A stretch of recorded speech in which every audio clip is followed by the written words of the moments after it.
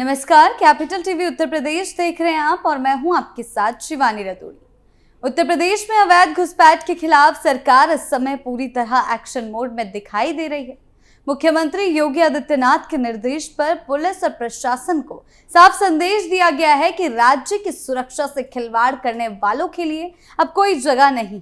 और यही वजह है कि शहरों से लेकर गांवों तक, झुग्गी बस्तियों से लेकर निर्माण स्थलों तक लगातार सघन जांच अभियान चलाए जा रहे हैं।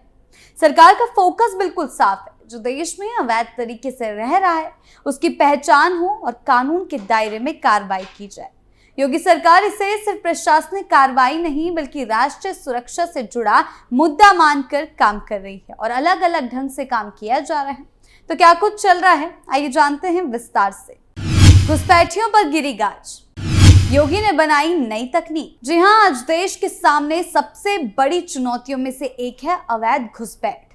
सीमाओं के रास्ते चुपचाप आने वाले लोग सिर्फ जनसंख्या का बोझ नहीं बढ़ाते बल्कि कई बार कानून व्यवस्था, रोजगार और सुरक्षा के लिए भी खतरा बन जाते हैं। खासतौर पर उत्तर प्रदेश जैसे बड़े और संवेदनशील राज्य में ये समस्या गंभीर मानी जाती। और यही कारण है कि योगी सरकार ने अवैध घुसपैठ के खिलाफ जीरो टॉलरेंस की नीति अपनाई। इस नीति का साफ मतलब है कि कानून का उल्लंघन करने वालों के साथ किसी भी तरह की ढिलाई नहीं बरती जाएगी। सरकार का मानना है कि अगर समय रहते कार्रवाई ना की जाए तो ये समस्या धीरे धीरे जड़ पकड़ लेती है और फिर उसे नियंत्रित करना मुश्किल हो जाता है। अवैध घुसपैठ की सबसे बड़ी दिक्कत यह है कि ये लोग अक्सर फर्जी दस्तावेज बना लेते हैं। Aadhaar card, voter ID, ration card जैसे कागज अब आसानी से नकली बनाए जा सकते हैं। कई बार स्थानीय दलाल इसमें मदद करते हैं जिसमें पहचान और भी मुश्किल हो जाती है। और यही वजह है कि सिर्फ कागज देखकर किसी को सही नागरिक मान लेना अपर्याप्त नहीं रहेगी। पुलिस और प्रशासन को अब व्यवहार, भाषा, रहन सहन और स्थानीय जानकारी के आधार पर भी जांच करनी पड़ती है। सरकार का कहना है कि ये सब किसी को परेशान करने के लिए नहीं बल्कि देश की सुरक्षा सुनिश्चित करने के लिए किया जा रहा है। इसी सोच के तहत उत्तर प्रदेश में ऑपरेशन टॉर्च जैसे अभियान चलाए जा रहे हैं। इन अभियानों का मकसद है अंधेरे इलाकों में छिपे उन लोगों तक पहुंचना जो कानून की नजरों से बचकर रह रहे हैं। स्लम एरिया, झुग्गी बस्तियां, निर्माण स्थल, फैक्ट्रियां और अस्थायी कॉलोनियां ऐसे स्थान माने जाते हैं जहां अवैध रूप से रह रहे लोग आसानी से घुल मिल जाते हैं। पुलिस, स्थानीय प्रशासन और अर्धसैनिक बल मिलकर इन इलाकों में जांच करते हैं। इस दौरान लोगों से बातचीत की जाती है, उनके दस्तावेज देखे जाते हैं और स्थानीय लोगों से भी जानकारी ली जाती है। नई रणनीति में लोकल इंटेलिजेंस को बहुत अहम माना जा रहा है। यानी आसपास रहने वाले लोगों से पूछताछ की जाती है कि कोई व्यक्ति कब से रह रहा है, क्या वो स्थानीय भाषा बोल पाता है, क्या वो इलाके की सामान्य जानकारी रखता है या नहीं।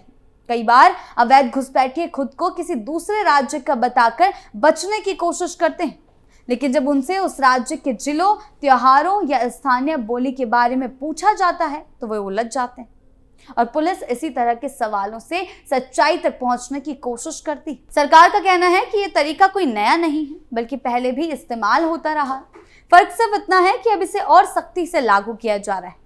पुलिस अधिकारियों को निर्देश दिए गए कि वो पूरी सतर्कता से काम करें और किसी भी तरह के दबाव या राजनीतिक प्रभाव में ना आए। और यही कारण है कि कई इलाकों में सीआरपीएफ, आरएएफ और स्थानीय पुलिस की संयुक्त टीम बनाई गई है ताकि कार्रवाई निष्पक्ष और मजबूत हो। सोशल मीडिया पर जब भी ऐसे अभियानों के वीडियो सामने आते हैं तो विपक्ष और कुछ संगठन इसे मानव अधिकार से जोड़कर पेश करते हैं, दावा करते हैं कि आम लोगों को परेशान किया जा रहा है। लेकिन सरकार और पुलिस का रुख बिल्कुल साफ है। उनका पक्ष ये है कि अगर जांच नहीं होगी तो फर्जी पहचान वाले लोग हमेशा सिस्टम को धोखा देते रहेंगे। और इसी तर्ज पर गाजियाबाद में ये कार्रवाई देखी गई। पुलिस ये भी साफ कहती है कि किसी निर्दोष व्यक्ति को नुकसान पहुंचाना उनका मकसद नहीं। जांच के बाद अगर कोई भारतीय नागरिक साबित होता है तो उसे छोड़ दिया जाता है। सरकार ने यह भी साफ किया कि अवैध घुसपैठ सिर्फ कानून व्यवस्था का नहीं बल्कि आर्थिक और सामाजिक संतुलन का मुद्दा है। जब बिना अनुमति के लोग इलाके में बस जाते हैं तो वहां संसाधनों पर दबाव बढ़ता है। स्कूल, अस्पताल, राशन, रोजगार पर असर पड़ता है और इसका सीधा नुकसान स्थानीय गरीब और जो मेहनत करते हैं लोग उनको होता है। इसीलिए सरकार मानती है कि सख्ती दरअसल आम नागरिकों के हित में है। नई तकनीकों का इस्तेमाल भी इस अभियान का हिस्सा है। Mobile data, biometric verification, record मिलान और डिजिटल डेटाबेस की मदद से अब पहचान को पहले से ज्यादा पुख्ता किया जा रहा है। हालांकि पुलिस खुद मानती है कि तकनीक अकेले काफी नहीं, कई बार तकनीक को भ्रमित किया जा सकता है, इसीलिए मानवीय समझ और अनुभव की भी जरूरत पड़ती है और इसी वजह से अनुभवी अधिकारियों को ऐसे अभियानों की जिम्मेदारी दी जाती है। जैसा कि गाजियाबाद के इस मामले में देखा गया कि उन्होंने एक डिवाइस का इस्तेमाल करके कहा कि बांग्लादेशी उसको साबित कर रहा है। हालांकि ऐसा कहा जा रहा है कि वो सिर्फ उसको डराने की कोशिश थी कि वो सच बोल ले। योगी सरकार का यह भी कहना है कि पिछली सरकारों की ढिलाई का फायदा घुसपैठियों ने उठाया। उस समय इस मुद्दे को गंभीरता से नहीं लिया गया। नतीजा ये हुआ कि कई लोग सालों तक बिना पहचान के रह गए। अब जब कार्रवाई हो रही है तो कुछ लोगों को ये सख्ती असहज लग रही है, लेकिन सरकार का तर्क है कि देर से ही सही पर कार्रवाई जरूरी थी।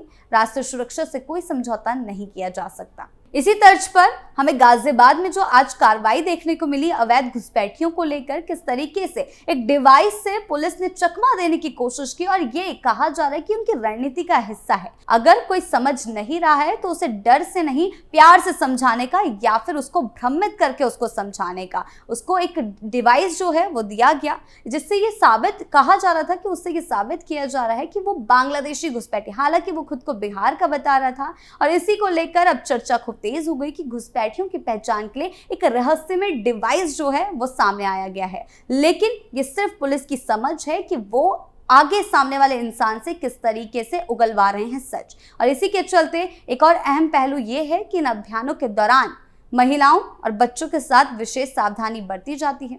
महिला पुलिस कर्मियों की तैनाती की जाती है और मानवीय दृष्टिकोण अपनाने के निर्देश दिए जाते हैं। सरकार ये देखना चाहती है कि सख्ती और संवेदनशीलता दोनों के साथ साथ चल सकती है। कानून का पालन कराते समय इंसानियत बनाए रखना जरूरी है। सरकार का संदेश बिल्कुल साफ है। देश की सीमाओं, आंतरिक सुरक्षा से जुड़ा कोई भी मुद्दा राजनीतिक नहीं बल्कि राष्ट्रीय हित का सवाल है। अवैध घुसपैठ रोकने के लिए जो भी जरूरी कदम उठाने पड़ेंगे वो उठाए जाएंगे। सरकार का साफ मानना है कि ऐसी किसी भी चीज को बख्शा नहीं जाएगा। जो अवैध घुसपैठिए हैं उनको छोड़ा नहीं जाएगा। सिस्टम को कमजोर करने की अगर कोशिश की जाएगी तो उसके खिलाफ कड़ी कार्रवाई होगी। यही कहा जा सकता है कि अवैध घुसपैठ की समस्या आसान नहीं है। इसके लिए लगातार निगरानी, मजबूत इरादा और जनता का सहयोग भी योगी सरकार मांग रही है।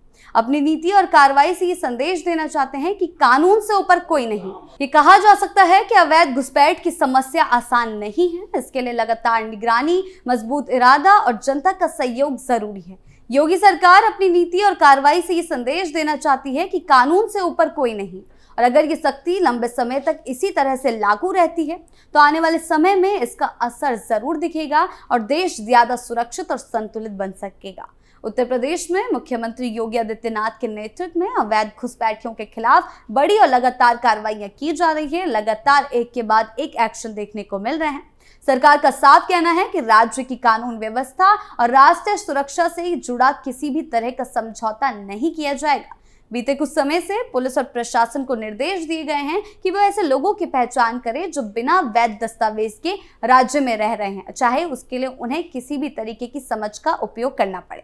खासकर बांग्लादेशी और रोहिंग्या घुसपैठियों को चिन्हित करने के लिए विशेष अभियान चलाए जा रहे हैं ताकि समय रहते इस समस्या पर काबू पाया जा सके। योगी सरकार की रणनीति सिर्फ कागजी जांच तक सीमित नहीं है। अब स्लम एरिया, झुग्गी बस्तियों, निर्माण स्थलों, फैक्ट्रियों और घनी आबादी वाले इलाकों में सघन सत्यापन अभियान चलाए जा रहे हैं।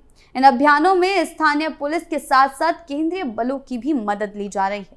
प्रशासन का मानना है कि अवैध घुसपैठी अक्सर गरीब इलाकों में छिपकर रहते हैं और फर्जी आधार कार्ड या वोटर आईडी के जरिए खुद को भारतीय नागरिक साबित करने की कोशिश करते हैं। इसीलिए पूछताछ जारी है। लोकल इंटेलिजेंस और व्यवहारिक जांच को भी अहम बनाया गया है और कहीं कहीं पे अपनी सोच समझ से वो तकनीक का इस्तेमाल कर रहे हैं। सरकार का कहना है कि अवैध घुसपैठ सिर्फ कानून व्यवस्था की समस्या नहीं, ये रोजगार, संसाधन, सामाजिक संतुलन को प्रभावित करती है। जब बिना अनुमति के लोग किसी इलाके में बस जाते हैं तो वहां के नागरिकों को दिक्कत होती है, स्कूलों में दिक्कत होती है, अस्पताल में दिक्कत होती है। और यही वजह है कि योगी सरकार इस मुद्दे को सीधा राष्ट्रीय सुरक्षा से जोड़कर देख रही है और इसके खिलाफ सख्त से सख्त एक्शन ले रही है। इन कार्रवाइयों को लेकर विपक्ष और कुछ संगठन सवाल भी उठा रहे हैं। लगातार सरकार का रुख स्पष्ट है। योगी आदित्यनाथ कई बार कह चुके हैं कि निर्दोष नागरिकों को परेशान करना सरकार का उद्देश्य नहीं है, लेकिन जो लोग फर्जी पहचान के सहारे कानून को धोखा दे रहे हैं उनके खिलाफ इसी तरीके की सख्त नीति के तहत काम किया जाएगा,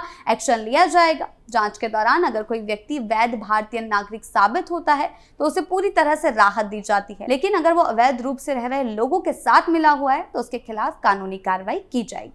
कुल मिलाकर उत्तर प्रदेश में योगी सरकार का संदेश बिल्कुल साफ है।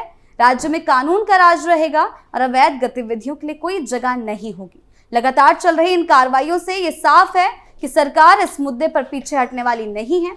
आने वाले समय में भी ऐसे अभियानों को तेज होने की संभावना जताई जा रही है ताकि उत्तर प्रदेश को और ज्यादा सुरक्षित बनाया जा सके।